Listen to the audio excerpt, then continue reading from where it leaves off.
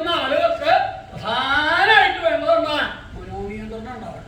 മനസ്സിനെ വേണ്ട വിധത്തിൽ നിയന്ത്രിക്കാതാവണം. എങ്കിൽ മാത്രമേ വേണ്ട വിധത്തിൽ ഈശ്വര്യ സഹിക്കാനായിട്ട് പറ്റുള്ളൂ.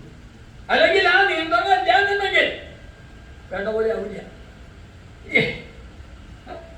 ഇവിടെ യഥാത്മായിരിക്കുന്ന ആത്മാവിനോട് കൂടിയതാണ് ആത്മനിയന്ത്രണം ചെയ്തുകൊണ്ടാണ് ഈശ്വരനെ ആരാധിക്കാനായിട്ട് പുറപ്പെടുണ്ടായത്.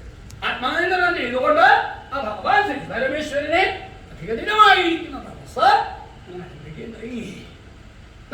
എങ്ങനെയായിരുന്നു ആ അർജുനൻ ആ തപസ്സിനെ ആരംഭിക്കാനായിക്കൊണ്ട് എങ്ങനെയാണോ പുറപ്പെടുണ്ടായത്?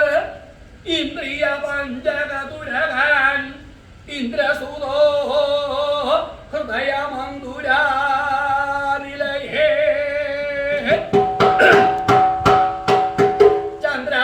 ചന്ദ്രാഭരണസ്തംഭേ ഹന്ത ബബന്ധാശു ധൈര്യപാശേന